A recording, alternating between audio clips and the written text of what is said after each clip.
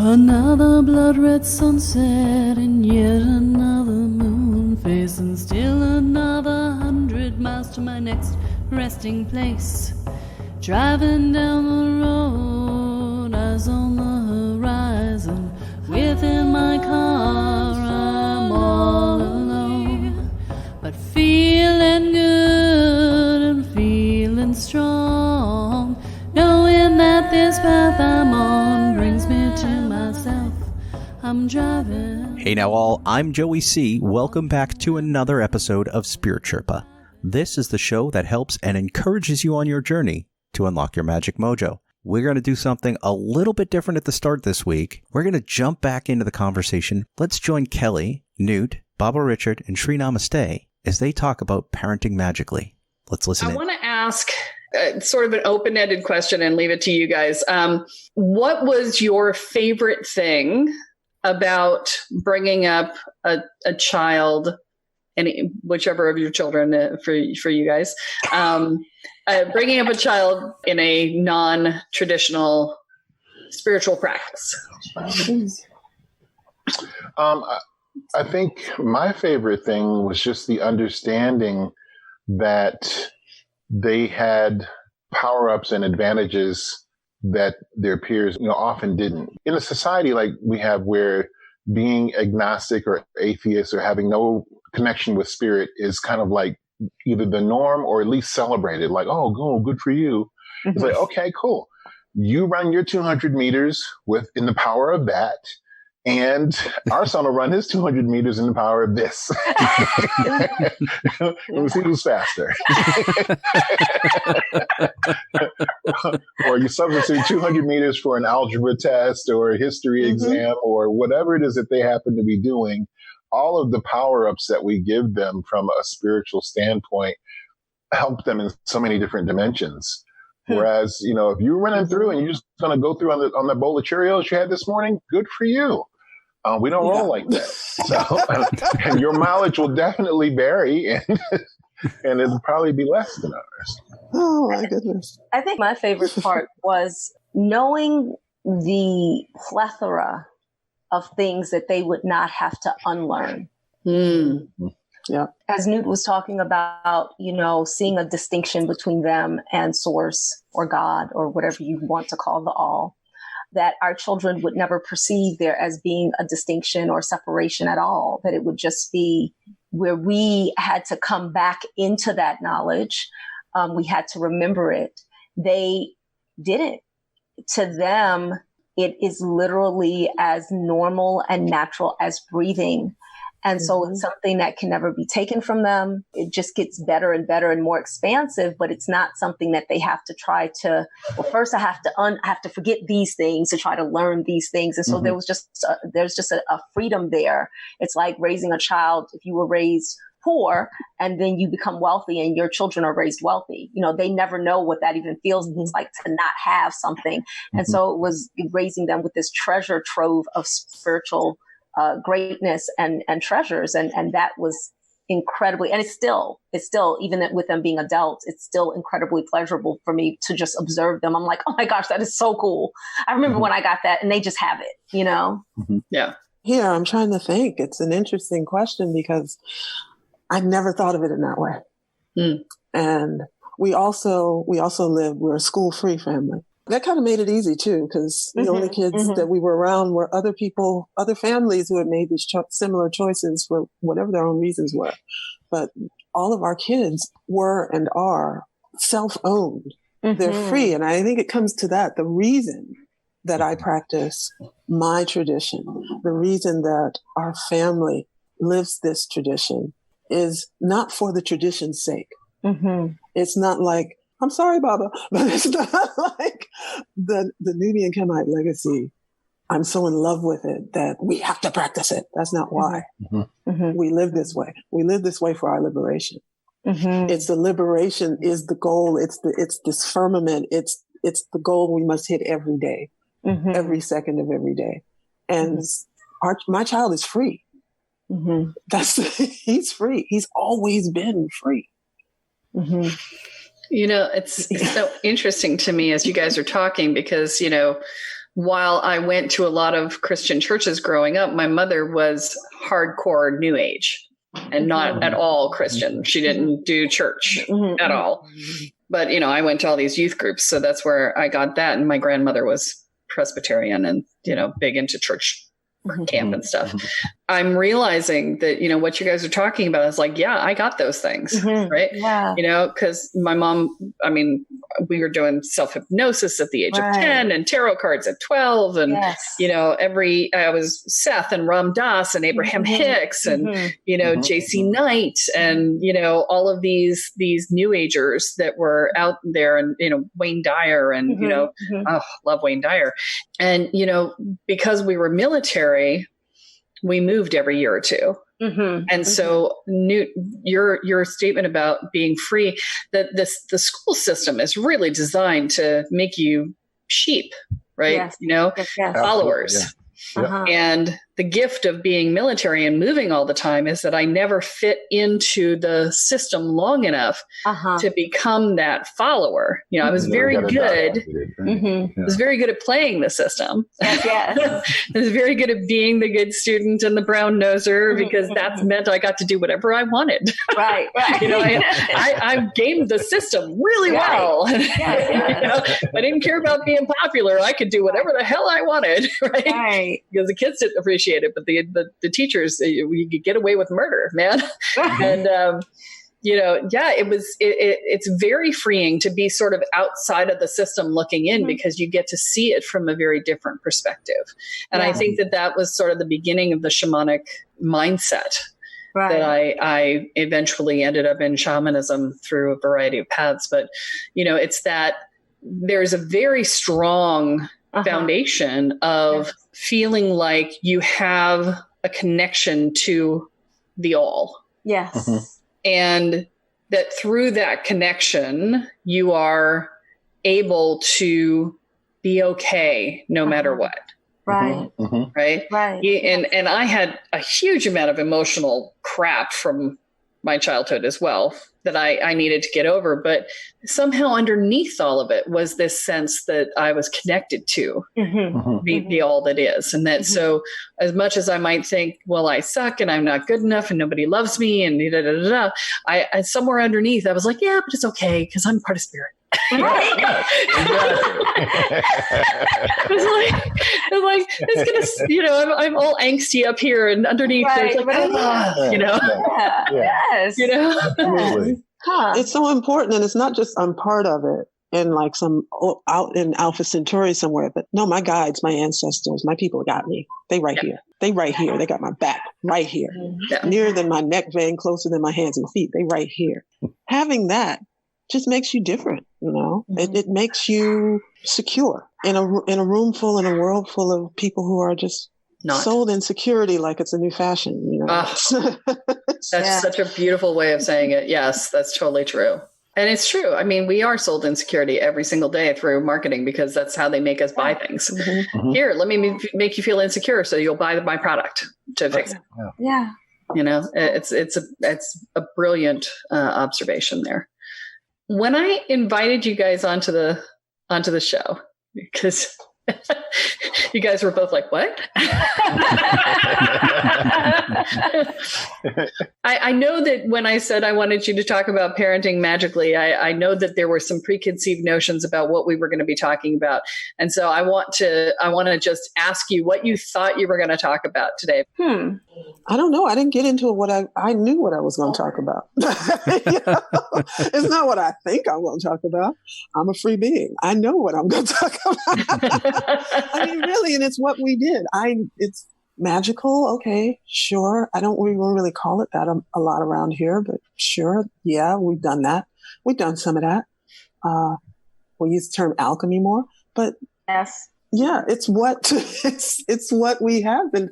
Because honestly, as a parent, as the kind of mother I am, moot in our tongue, you asked me to talk about being a parent and about my child. That's all I hear as a parent. All the rest of those adjectives go out the window. You gave me an opportunity to talk about the magnificence that is my beautiful, now grown king, Tatanka Atanwe Kusanut. Hey, That's what I was going to talk about. Because, I'm a parent. So you said all the rest of it. Yeah. Okay, sure. Yeah. Yeah. We're pagans and heathens too. Sure. We could talk about that too. Yeah. Cool. With us, initially it was like, okay, well, we always like we consider words are containers for meaning.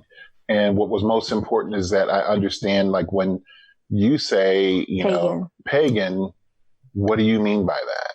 Right, and then based on that, then I would decide whether or not it would fit in our wheelhouse and whether we would have fun having a discussion. But because it's you, it's like, I know it's going to be fun. It's going to be a good time. And, there's going to be a lot of laughter. And we're just going to have, just the wonderful reunion for whatever we're talking about. So you could have asked us, do you want to talk about some historical, let's talk about Gettysburg or whatever. And I would be like, well, okay, cool. I'm sure it's going to be interesting. Can we blend magic with that? Yeah. That would be pretty awesome. We can add some alchemy to that. Right. I would love Alchemy. that. Sure we could. Yeah, we can bring all that stuff in, which we probably are going to end up doing that anyway. So. Right. I think what I thought most about was that I'm always thinking about what the audience might be concerned about. Mm-hmm. And the things that I know that we've heard from people in our audience, which is, interestingly enough, for the most part, we were avoiding talking about parenting because we were done. I mean, we're still parents, but our children are adults. And so we're like, well, let the people who have younger kids talk about that.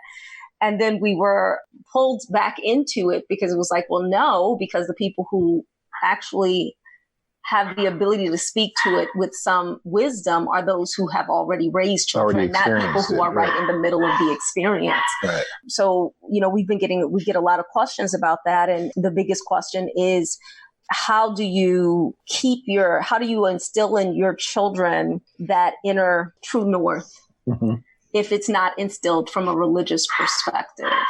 Our answer to that has always been that you give them the true north by giving them back to themselves. In other words, allowing your children and making sure that they understand that fundamentally they have a relationship with source, mm-hmm. And they are a part of source in human form. That's how we talk to our children about it. You are a slice of divinity having a human experience. And so when they can come back and then the only thing we're offering to them is ways to connect with that, ways to understand it, ways to make it practical and applicable for where they are in life. And so then they always have almost like a container, like Maya Angelou said, an aspect of them that is inviolate inside of them that cannot be touched by anything. And that was the most important thing that we could offer to our children. And mm-hmm. It's something that I think sometimes when people are raising their children magically or mystically, they can lean back just a little too much, and not offer to them the things that would give them that. Because if you leave a vacancy, then it's going to be filled by something, yeah. And mm-hmm. So it was really important to us that our children feel like they had an inner compass that they could rely upon, and that the compass wasn't even us, but it was in them. And that's the biggest question that we see people asking or being concerned about when they're raising children outside of those big three is, how do I give them that stability? Mm-hmm. And they get that stability from their source, whatever that is. Right. Yeah. You said something earlier that just sort of triggered something in me, which is, I'm free. Mm-hmm. I realize that one of my primary values in life has been freedom. And I think that, and you guys, hop in and tell me your thoughts, because you guys are all elders in your own traditions at this point. I think that the people that I see coming through these spaces, regardless of what tradition they're following or whether they're making their own path or whatever, most of what I see is people looking for their own freedom, mm-hmm. that they're seeking their own ability to be self-determinant. Mm-hmm. Mm-hmm. Yes. Yeah. And that this path often really appeals to those because it's harder in a lot of ways, because you do have to make decisions and you do have to choose for yourself and you do have to deal with the consequences of your choices. And, there's nobody telling you what to do. And, and even if they do, you're probably not going to do it. That was another conversation that Brian and I had last night as we were sitting around the fire. Brian's an Ocha elder in the area. And we were talking about the fact that, you tell them all the time, this is how not to hurt yourself. And they go and do it anyway. Oh, yeah. First thing. Like, all right, if you need to put your hand on the burner to determine that it's hot, that's okay. But you didn't have to have that pain, Right, exactly. But, those are the people you just bring aloe around them for that. That's I mean that's one of the laws of initiation. When we're leading initiates on a path, and I'm talking true initiation, not the Hollywood stuff. Yeah, that the moment just by mentioning a thing, you brought it into that initiate's path just by mentioning it. So if I say, there's alligators or hot coals or whatever the heck, I know that I've just they're going to have to deal with that in the past. So as the guide, as the mentor, it's my job to have all of the remedies for all those eventualities in my backpack, just have it there. Because I know just my job is our job and as parents too, is to actually introduce them to all of the scary things and to teach them not just that, oh yeah, it hurts. Yes, the stove is hot and this is what burning feels like, but also, oh, this is what healing a burn feels like. This is how I know how to do that. Exactly. Exactly. That's profound. Yeah. One of the things that we've noted is that in all of this, this magical stuff that we make our lives out of, and that whole idea, that concept of being free, is that eventually, hopefully, you get to the place where you understand that you are both, you have both you creating the walls and you also are creating the door in the wall. So wherever you find those places where you are saying, well, I feel constricted, or I feel it's like you're creating that. As a co-creator, you're creating these situations under which you find yourself at odds with the other, whoever that other happens to be. That is entirely within the confines of your own skull. So I think the greatest gift that we give to our children is the recognition that in order for you to not be free, you have to have an agreement in place that someone else is going to be your jailer. And so like, if you don't ever get to the point of acknowledging that, it's like, no, it's like, okay, well, whatever those rules are, they apply to somebody and they work for a great many people. Yeah, and I think having a lot of kids has been kind of interesting because they're all so different. So we can look at the ones who listen and the ones who do something different. And it's almost like we have our own little control sample. Yeah. A little bell-shaped distribution there, right? Because they're all grown now, so we don't control what they, even when they were younger, we didn't control what they did, but we can see like the ones who they go more in the direction of I have absolute freedom, and then the ones who, for whatever reason, decided to begin to pick up some of the more, muggle way of doing the world, and we're like, how's that working? And then well, I don't like it. I'm like, right. What do you want to do about that? Are you asking me a question? Because, one of our rules is if I can offer you whatever, but you must ask. We tell them that magically too. You have to ask the question, so it's like, are you asking me something or are you just making a statement? Because if you're making a statement, mom is just going to sit here and nod my head and be like, baby, I'm sure it'll be fine. And that's all you're going to get, And so it's really fascinating to watch them navigate that and experience it for themselves. Yeah. Awesome. Well, this has been a great conversation, guys. I really appreciate you coming out. I just want to give you guys a chance to tell people what you do, because you guys are doing some amazing work in the world. I'm going to start with Newt and let you talk about Orgasmic Living. Orgasmic Living is the portal for everything that I do. Orgasmic living is my life philosophy. It is the baseline of what I teach. It's the way I can translate the spirit of the tradition that I'm blessed to teach, Shetimir, which literally translates to knowing love. But knowing love, I mean that in living orgasmically, practicing living an orgasmic life. If we can live orgasmically in every aspect of our lives, if we can bring the level of ecstasy, that ecstatic communion with truth, with absolute knowing and divinity, that's how I define orgasm.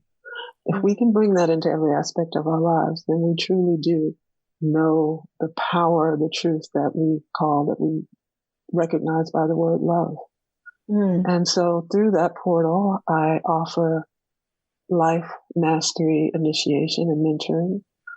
I offer leadership and liberation training.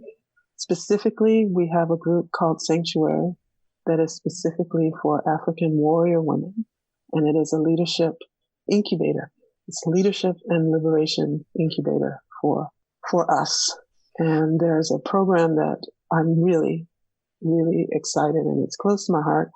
We created a scholarship and residency program with that for African women survivors of domestic violence, because it's a big issue. It's a hugely underserved community for a myriad of reasons that I won't get into. You can guess them. A quick Google search will give you most of them.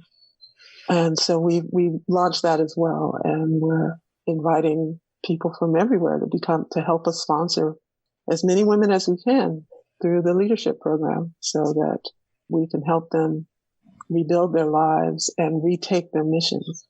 One of the biggest tragedies, I think, in situations like this is that when people get taken out, we were talking about what it means to be free. Well, what happens when, for whatever reason, that freedom is taken away violently, abruptly? And you have a memory of that freedom. You have a memory of, I had a vision, I had a purpose, I knew what I was here to do, and this one wrong relationship just killed all that. What are you supposed to do? Go and, live the muggle life, as has been said here, or do you reclaim that, and how do you reclaim it? Yeah. I know that it's with a great deal of support, and that's what I'm most excited about providing, is the support for that. So Everybody, come over, become a sponsor. Y'all have the links. I'm sure they'll be posted somewhere. Yep, we'll post them in the show notes. And you're located where again? I'm based in Tucson, but right now I am located in California. Yeah, just so the people who want to work in person know. It doesn't matter. You're going to have to get on a plane anyway. Work with me. You don't know where on the planet you're going to wind up. Because you may be anywhere. I understand. Don't get on the plane. We've already heard 4 different locations for you just in this podcast. That's why I asked. Okay, awesome. Thank you. Panama. So Richard and Namaste. Okay, so you can find us at richardandnamaste.com or infinitecouple.com. We are the founders of what we call the Infinite Being lifestyle. It is a life way of bringing your infinite nature into your practical human, or what I like to call Terran existence. Our foundation is based on spirit and partnership. We are here fundamentally to return the partnership piece to humanity. That's why we came to be. That's what the foundations of our work is. And from that divine partnership, you can heal your relationship with your core, your kind, your complement, your creator, create the business of your dreams, parent the way you want, have generational wealth and greatness. So we do that through the School of Alchemy, which is at schoolofalchemy.love. It is a digital space where we have mystical, magical teachings. We have life teachings as well as business teachings in our membership site. And then we also offer what we call polarity teachings. I teach on femininity in the Sanctum of Feminine Transformation. The acronym is SOFT. That's my big baby for women. It's been around now for almost a decade. We have women in that space from all over the world. From the youngest member is 19 and the oldest is 72, I believe, all learning how to engage with their feminine and to, through their feminine, create businesses, health, well-being, parent, partnership, all of it. And then Baba Richard has a program for men as well that is structured very differently because men need different things. My program is very big and diverse, and we talk a lot, and there's retreats and everything. His thing is for masculine men, so it's very different. Yeah, men tend to treat things like that very differently, in that we treat it more like when we go to Home Depot or Lowe's. It's like, I have an issue, I have a question, I want an answer, and once I get that answer, then I'll take that and I'll go and I'll work back on what I'm working on, which is my life, relationship, my connection with source, etc. And so it's done very differently. So mine is more of where they have access to me, folks that are in the program have access to me through Voxer, and they can ask whatever they want, and I can give them the benefit of my wisdom, insight, channeled messages, etc. And that's how that goes. Yeah, and it's called the King's Code. Yeah. I forgot to say the name of the program for survivors. I'm sorry. This head cold has got my brain gone. It's Sanctuary for Survivors. You go. Google that. There's a Facebook page. There's all of that. Yeah, you guys made a reference to divine partnership. Yes. And I've told the story on the podcast before about the ritual that I did with 4 other women back in 2010 to open the Divine Union Temple. And, we did this huge ritual to open the temple, and we held it open for 18 months. And I used the American flag that was given to me from my mother's passing, that I had never opened before the ritual. I took it straight out of the box from the Veterans Administration as the altar cloth for that working to connect it into the U.S. Wow. And last night I burned that altar cloth. Wow. To release the last of that energy. Wow. And so I find it really interesting that we're having this conversation today. So it's been synchronicity. Been very interesting. Yeah. Very. We need to talk. Clearly we need to talk. Yes. So there's some stuff brewing that I'm going to talk to you guys about. We'll see if you want to be part of it. So I think this has been a rich and really lovely conversation. I want to thank you guys for being here with us. This has been awesome. Thank you for having us. Yeah, it really has been fantastic. And I got to tell you, I'm really looking forward to the Gettysburg episode.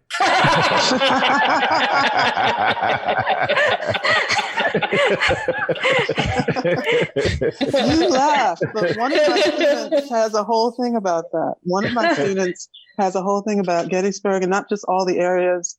There's this whole thing she does from the Great Dismal Swamp area down to Gettysburg. And there's a lot of mystical tradition there. There you go. See? Wrapped it in. Here we go. We're starting. Starting already. All right, then. Wow. As Kelly said, this has been fantastic. Thank you all so much for joining us. Packed Room has been well worth it.